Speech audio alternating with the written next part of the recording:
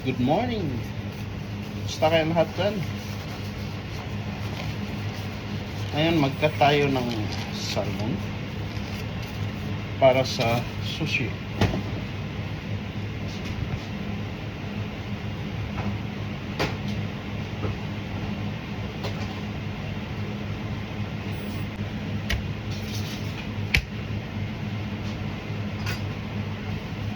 Kailangan mag-prepare muna tayo bago mag-start. Alam niyo.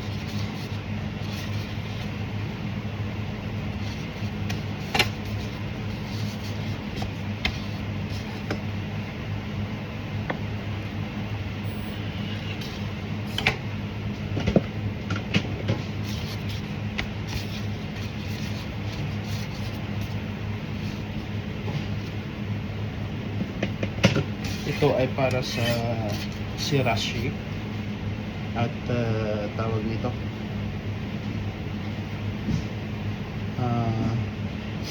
sushi.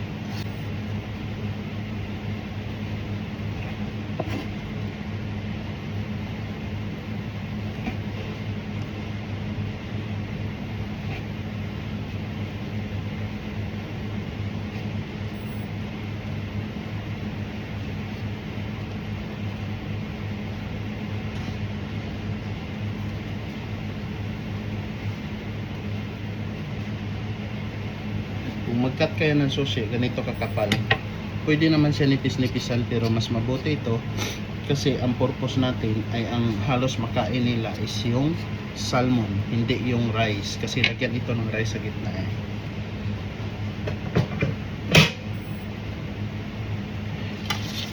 Ganun lang po.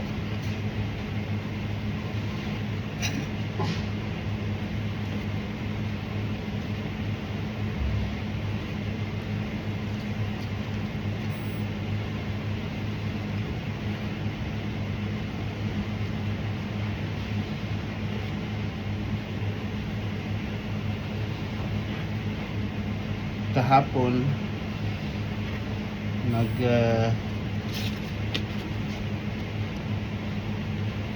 meron na tayong piniprepare kahapon.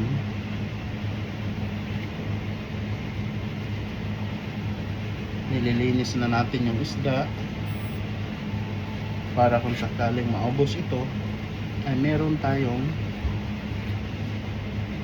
pang reserba, diba? Ganun lang kasimple yan.